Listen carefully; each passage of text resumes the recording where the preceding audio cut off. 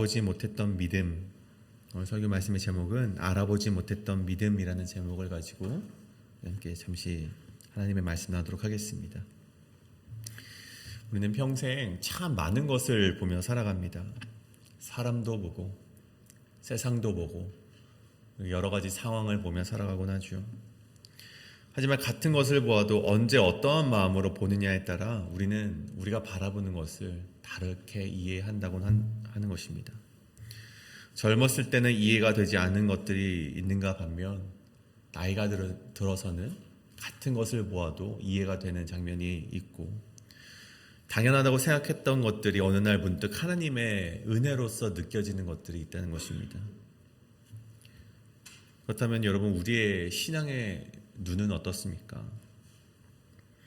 우리가 지금 바라보는 예수 그리스도의 모습은 어떠한 모습인지 우리가 한번 생각해 보길 바랍니다.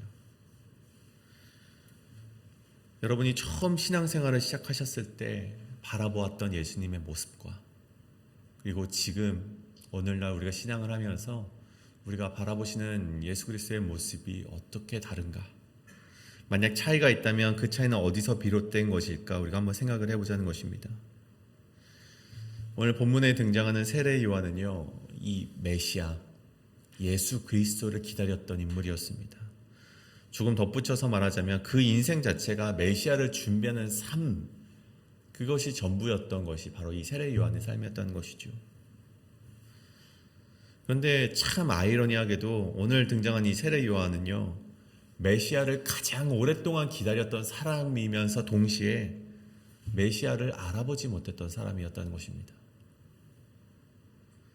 왜 그토록 메시아를 기다리면서도 메시아를 알아보지 못했는가? 여러분, 이 질문을 오늘을 살아가는 우리에게도 똑같이 적용해 볼 수 있을 것 같습니다. 예수 그리스도가 다시 오길 우리는 기대하며 살아가는 우리 그런 그리스도인들입니다. 근데 우리가 과연 예수님을 진정으로 알아볼 수 있고 이해할 수 있는가? 오늘 우리는 그런 물음을 가지고 오늘 이 말씀을 함께 나눠보고자 합니다. 오늘 말씀의 이 세례 요한은요, 말씀드렸듯 하루 이틀 메시아를 기다렸던 사람이 아니었습니다. 그는 어려서부터 이 광야로 나갔고, 광야에서 주의 길을 외치면서 자신의 삶 전체를 메시아가 오는데 헌신했던 인물이 바로 이 세례 요한이었습니다. 그래서 가장 값싼 옷인 이 낙타 털옷, 이 약대 털옷이라고 불리는 낙타 털로 만든 약대 털옷을 입고, 식사도 절제하며 살아갔고, 또 이스라엘 백성에게 회개하라고 끊임없이 말하며 정의를 외쳤던 세례 요한의 모든 행위는 이 메시아의 길, 그러니까 이사야의 말씀 그대로 주님의 길을 예비했던 행동이었다는 것입니다. 그래서 요한의 이러한 선구자적인 행동으로 인해서 유대인들은요, 그가 메시아가 아닐까라고 의문을 들었던 것 같아요. 그래서 오늘 말씀의 19절을 보십시오. 유대인들이 예루살렘에서 제사장들과 레위인들을 요한에게 보내어 묻습니다. 너가 누구냐 도대체? 그러면서 오늘 요한이 대답을 해요. 20절에 보면 나는 그리스도가 아니다. 분명히 부인을 합니다. 난 그리스도가 아니다. 또 묻습니다. 그러면 엘리야냐? 엘리야도 아니다. 그럼 선지자냐? 선지자도 아니다. 그러면서 뭐라고 말합니까? 23절에 보면 나는 선지자 이사야 말과 같이 주의 길을 곧게 하라고 광야에서 외치는 자의 소리로다. 그렇게 자신을 설명을 합니다. 나는 그리스도가 오시기 전 이 광야에 외치는 소리, 그가 오시기 위해서 마치 그 길을 예비하는 그 카펫과도 같은 그런 인물이다 라고 오늘 고백을 하고 있는 것입니다. 그래서 이 세례 요한이 기다리는 메시아는 막연한 희망이 아니라 반드시 오셔야만 하는, 반드시 기다려서 이루어져야만 하는 약속의 성취와도 같았습니다. 그런데 오늘 이 세례 요한이 이렇게 메시아가 이 땅 가운데 오시길 간절히 바라는 이유가 사실은 한 가지 있었습니다. 그것은 바로 이 땅에 하나님의 불이, 하나님의 심판이 임하길 원했기 때문입니다. 오늘 이 요한복음에서는 잘 그것이 드러나진 않지만 이 같은 상황을 기록하는 마태복음 3장을 보면 그것이 조금 더 분명해지는데, 제가 한번 마태복음 3장의 말씀을 읽어보겠습니다. 예루살렘과 온 유대와 요단강 사방에서 다 그에게, 이 세례 요한에게 나와 자기의 죄를 자복하고 요단강에서 그에게 세례를 받더니 요한이 많은 바리새인들과 사두개인들이 세례 베푸는 데로 오는 것을 보고 이르되, 독사의 자식들아, 누가 너희를 가르쳐 임박한 진노를 피하라 하더냐. 좀 강한 어투가 나와 있죠. 그러니까 요한이 보기에 이 바리새인들과 이 사두개인들은요, 아브라함의 자손이 아니라 이 독사의 자식이라고 하는 것은 이 뱀의 새끼를 말하는 것이죠. 그러니까 다름이 아닌 사단의 자손이라고 오늘 그들을 향해서 손가락질하고 있는 것입니다. 요한이 보기에 이 바리새인과 사두개인들은 위선적이고 교만이 가득한 인물이었기 때문이죠. 그래서 그들을 향해서 계속 말해요. 좋은 열매를 맺지 아니하는 나무마다 찍혀 불에 던져지리라. 물론 그 사람, 많은 사람들 가운데 예의한 것이지만 사실 바리새인과 사두개인들에게 꼭 집어서 말한 것이죠. 너희 좋은 열매 맺지 못하면 찍혀서 불에 던져질 것이다. 이 요한복음보다 이 마태복음에서 세례 요한의 어투와 이 성향과 성격이 아주 분명해지는 것이죠. 그래서 결국 요한이 그들을 향해서 마지막 정말 그의 마음에 담아둔 것을 말하는데 12절이죠. 손에 키를 들고 있는 자의 타작마장을 정하게 하사 알곡은 모아 곳간에 들이고 쭉정이는 꺼지지 않는 불에 태우시리라. 이게 무슨 말씀입니까? 그러니까 세례 요한이 기대했던 예수 그리스도는, 메시아는 이 땅 가운데 오셔서 알곡과 쭉정이를 구분하고 이제 하나님께서 보시기에 정직하게 살아가지 않는 자들을 다 불태워버리신다. 그것을 바라는 그 마음이 바로 세례 요한의 마음이었다는 것입니다. 다시 말해 세례 요한이 기다렸던 메시아는 악인들을 향해 하나님의 심판을 집행하러 오는 이 집행자였다는 것이죠. 그 요한은 일생토록 메시아를 기다리면서 이 바리새인들과 사두개인들과 심지어는 그 땅의 헤롯마저 지적하면서 악을 저지른 자들을 보게 되었고 점점 자신의 열망이 담긴 메시아를 꿈꾸게 되었다는 것입니다. 기다림이 길어질수록 이 메시아는 분명히 이런 모습으로 오셔야 된다. 저 사람들을 심판하는 모습으로 반드시 오셔야만 한다. 라는 그런 열망이 그 마음속에 생겨나게 되었다는 것입니다. 하나님께서 어떠한 방식으로 이 땅에 오셔야 하는지를 이미 마음속에 결정을 해놓은 것이 바로 세례 요한의 마음이었다는 것이죠. 그래서 그렇게 살아가던 어느 날 그 날이 도래합니다. 예수님께서 자신에게 오셨어요. 물론 이 세례 요한과 예수님은 친족 관계였기 때문에 이미 알던 사이였습니다. 근데 이 요한이 예수님께서 이 메시아인지는 알지 못했죠. 그것이 기록되어 있는 게 오늘 말씀의 31절, 나도 그를 알지 못하였으나, 또 33절에도 나도 그를 알지 못하였으나. 두 번이나 이와 같이 말하는 것은 이 세례 요한이 예수님을 처음 만나본 사람이라고 뜻하는 것이 아니라 예수님이 메시아인 줄을 몰랐다는 것을 의미합니다. 하지만 예수님께서 메시아, 즉 그리스도이라는 것을 알게 된 것은 33절에 기록되어 있죠. 나도 그를 알지 못하였으나 나를 보내어 물로 세례를 베풀라 하신 그의 하나님께서 나에게 말씀하시되 성령이 내려서 누구 위에든지 머무는 것을 보거든 그하고 성령으로 세례를 베푸는 이인 줄을 알라.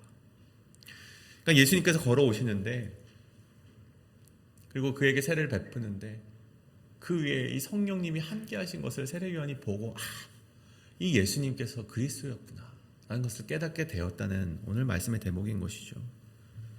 그래서 그가 29절에 이렇게 외칩니다. 보라, 세상 죄를 지고 가는 하나님의 어린 양이로다. 이 고백만 보면 마치 이 세례 요한이 이 메시아를 온전히 이해한 것처럼 보입니다. 마치 세례 요한이 저 예수님이 어떠한 공생애를 겪고 어떠한 사역을 할지 미리 알고 있었던 것처럼 보입니다. 그런데 보십시오. 그렇게 말씀하고 그렇게 29절에서 멋진 고백을 했음에도 불구하고 세례 요한의 눈은 여전히 예수님의 사역을 온전하게 이해하지 못했다는 것입니다. 어떻게 합니까? 여러분, 예수님의 공생애가 시작이 되었고 이 요한이요 감옥에 갇히게 됩니다. 왜 그렇습니까? 헤롯의 동생이 헤롯이 이제 동생의 아내와 이 저지른 불륜을 지적을 해요. 그 옳은 말을 하니까 이제 헤롯이 이제 자기의 마음속에 찔림이 있었는지 그를 옥에 갇히게 합니다. 그런 가운데 요한이 감옥에 있는 동안 이제 예수님의 행적을 막 듣습니다. 예수님께서 막 치료를 하고 사람들을 가르치고 병든 자를 일으켜 세우는 그런 사역들을 듣게 되고 요한이 제자들을 막 불러와서 너희들 예수님한테 가서 그렇게 좀 물어봐라. 오실 그이가 당신이오니까 아니면 우리가 다른 사람을 기다리입니까? 좀 그렇게 좀 물어봐라 라고 제자들에게 시킵니다. 그래서 제자들이 예수님께로 가요. 그렇게 가서 이제 물어봅니다. 근데 여러분, 세례 요한이 왜 그렇게 질문을 했을까요? 세례 요한이 생각할 때 이 메시아는 심판자의 모습으로 오셔야 되는데 하나님의 공의를 집행하는 집행관으로 와야 하는데 이 바리새인의 위선과 사두개인의 교만을 벌하셔야 하는데 예수님의 행적을 자꾸만 듣다 보니까 예수님께서 질병과 고통과 악기 들린 자만 고치고 맨 맹인을 보게 하는 사역만 하시기 때문에 요한의 마음속에 혼돈이 온 것입니다. 아니, 지금 오셨으면 그냥 우리가 생각해 볼 수 있겠죠. 아니, 저 헤롯을 심판하시고 나를 이 감옥에서 좀 꺼내줘야 되는 것이 아닐까. 그런 사역을 하셔야 되는데 요한의 마음속에서는 예수님께서 그런 사역을 하시지 않기 때문에 제자들을 불러서 그에게 묻는 것이죠. 그런 요한의 제자들에게 예수님께서 어떻게 답변하십니까? 너희가 가서 보고 들은 것을 요한에게 알리되 맹인이 보며 못 걷는 사람이 걸으며 나병 환자가 깨끗함을 받으며 기먹은 사람이 들으며 죽은 자가 살아나며 가난한 자에게 복음이 전파된다 하라.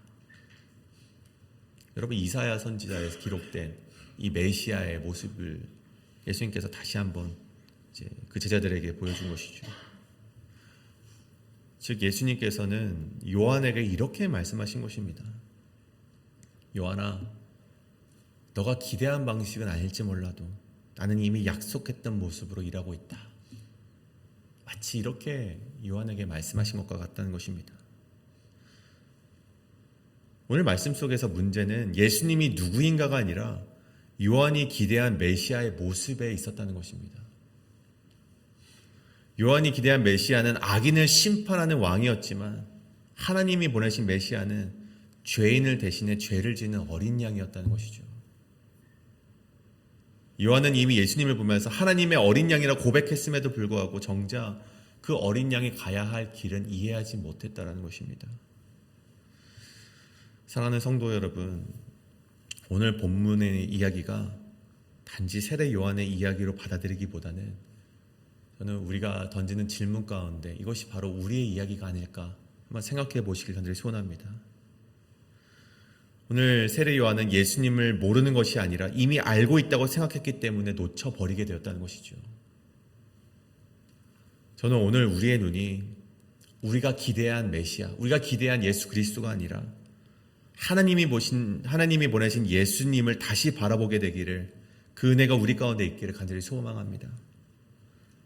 예수님은 이미 우리 가운데 서 계시는데 우리의 잘못된 기대 때문에, 예수님은 이러한 모습으로 오셔야만 해라는 잘못된 그런 기대 때문에 혹 바라보지 못하고 있는 것은 아닌가. 우리가 우리의 삶을 되돌아보자는 것입니다. 내가 상상한 모습은 아니지만 그래서 더 참된 세상의 죄를 지고 가는 하나님의 어린 양을 보게 되는 믿음의 눈이 오늘 이 새벽 가운데 저와 여러분에게 있어서 우리 예수님의 모습을 진정으로 바라보시고 나의 두 눈을 내려놓고 하나님이 보여주시는 예수님의 모습을 바라보게 되는 저와 여러분의 되시길 간절히 소원합니다. 이것을 놓고 우리 이 시간 함께 기도하실 텐데, 하나님, 내가 나의 두 눈을 내려놓기를 원합니다.